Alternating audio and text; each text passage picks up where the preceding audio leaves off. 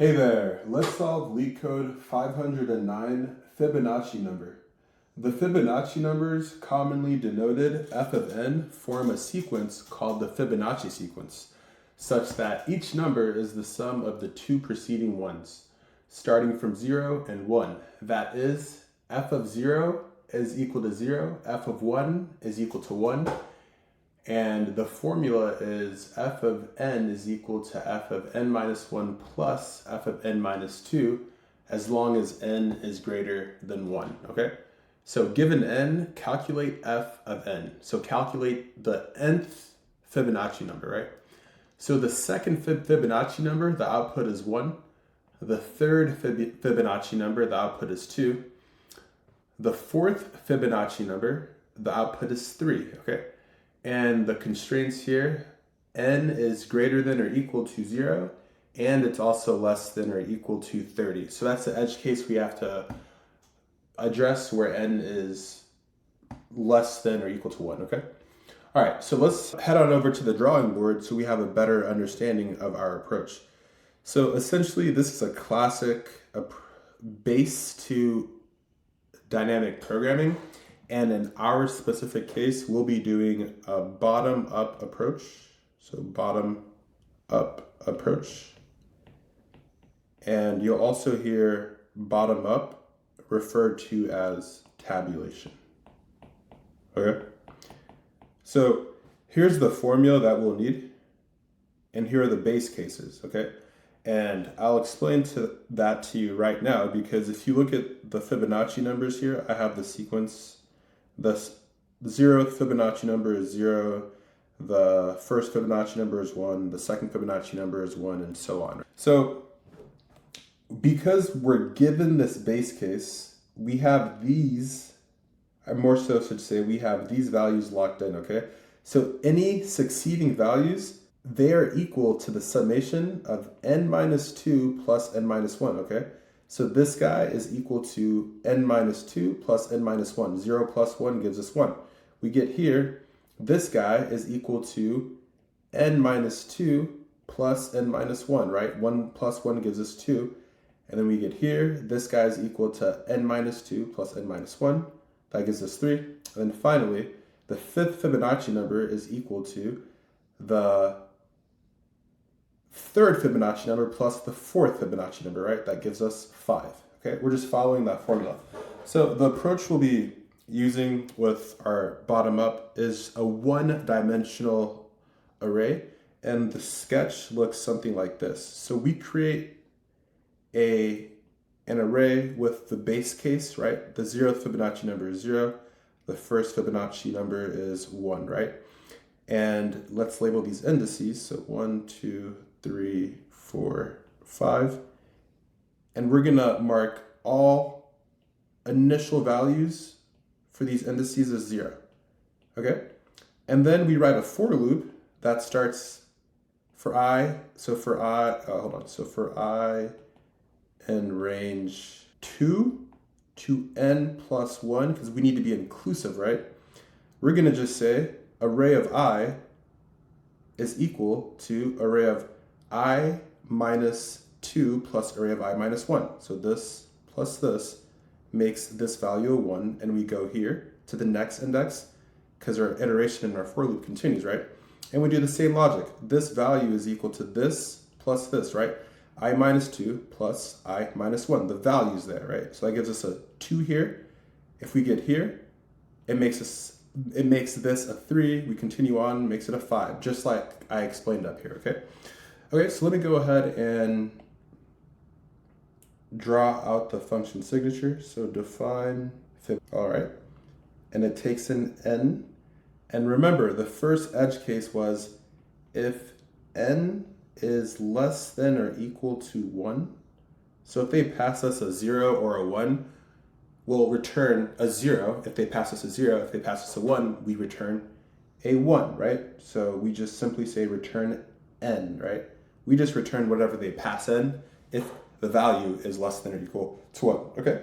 Otherwise, like I mentioned, we want to create our DP array, this one-dimensional array, right? And here's the syntax to do it here. This is list repetition, I believe. Technically, yeah, this is list repetition. Okay, so what do we do at dp of 1 though, right? We set it equal to 1, right? Because that's the base case. dp of 1 is equal to 1. So right now, if I were to draw out, let me make this a little bit smaller, okay? I'll go ahead and display how the dp array looks like right now. So it looks something like this. Index 0, 1, 2, 3, 4. Will be, 4, okay, because n is equal to 4. Yes, okay. All right, so the values themselves though, right? We have a 0. All of these are zeros except for this value at the first index, right? So this becomes a 1. And now that we visually see it, let me continue on with the code, right?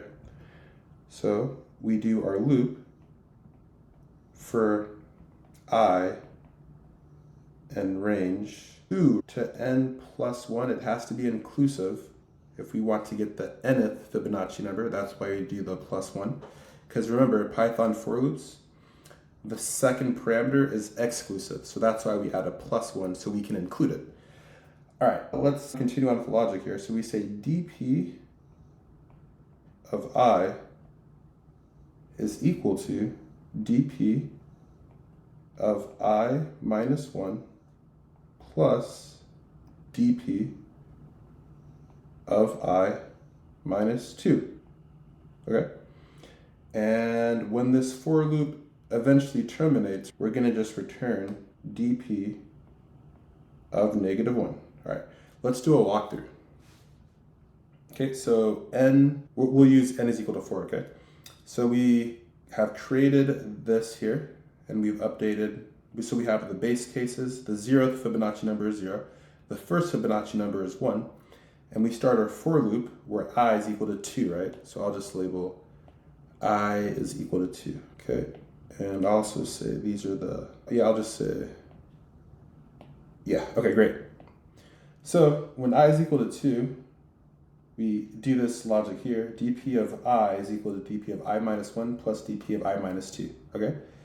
So dp of I, so I is equal to 2. This guy is equal to this guy plus this guy, right? The same logic I was explaining earlier. So this becomes a 1. Now what happens to I? I increments, because we're in the for loop. I becomes 3. We do this logic here. So this guy is equal to this guy plus this guy, right?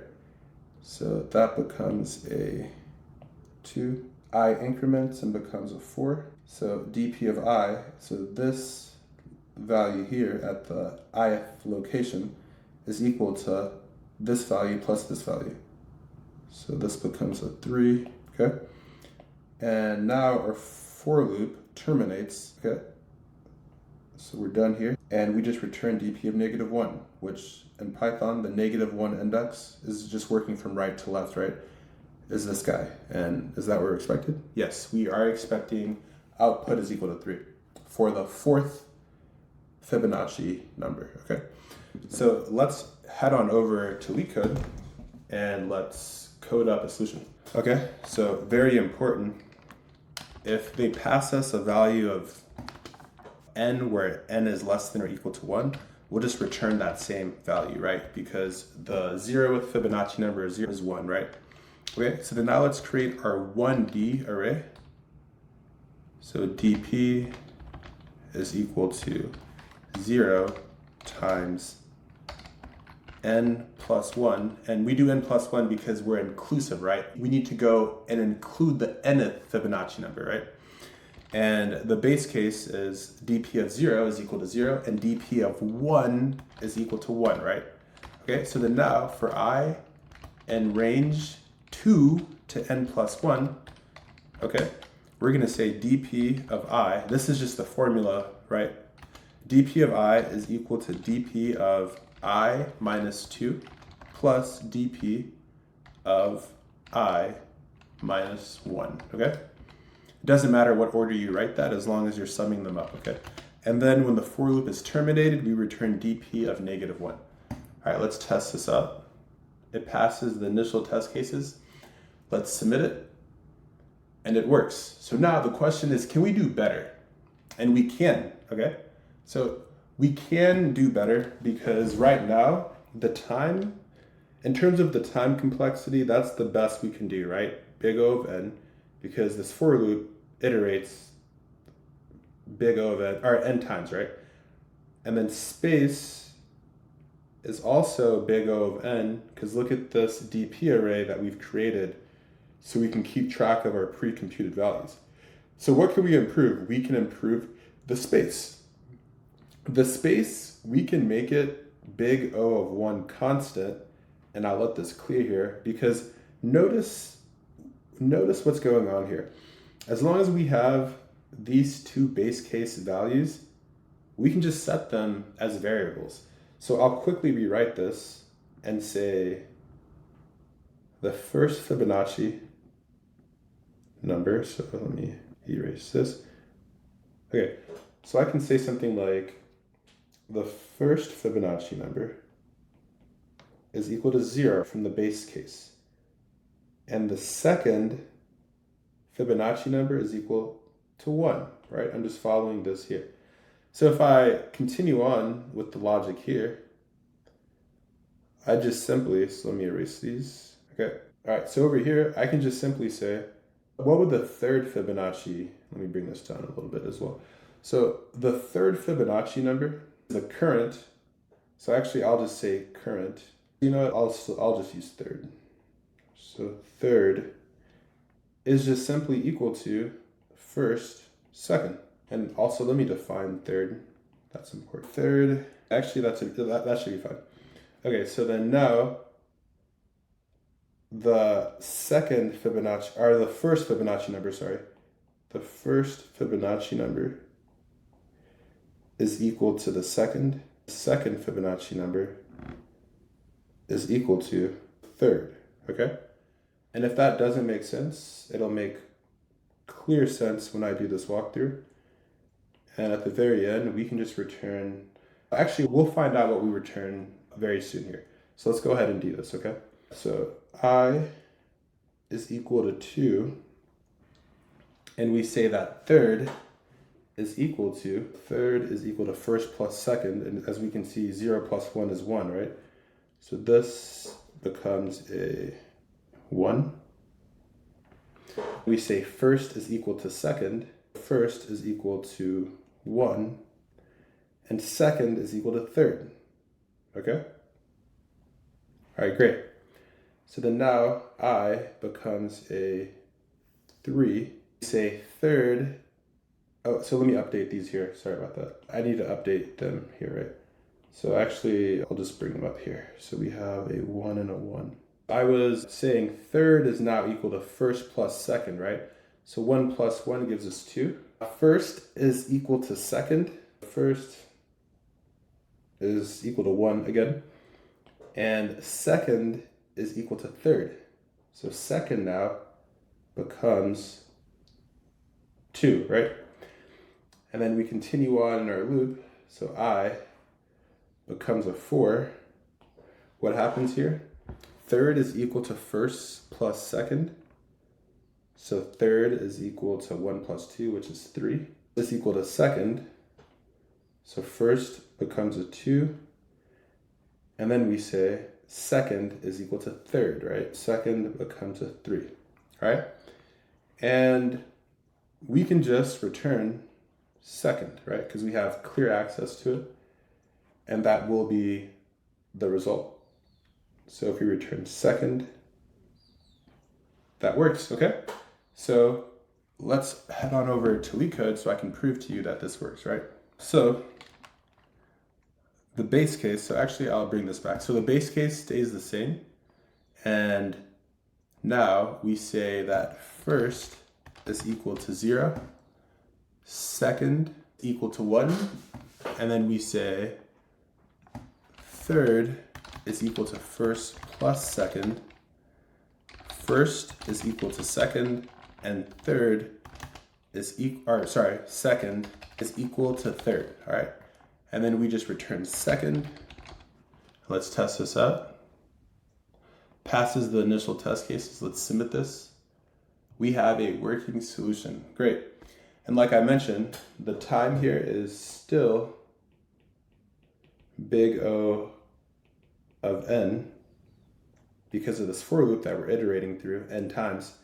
And the space is much better. It's constant, big O of 1, because we're just using these int variables, okay? So as always, whatever platform you're on, like, comment, subscribe, follow, and I'll catch you in the next one.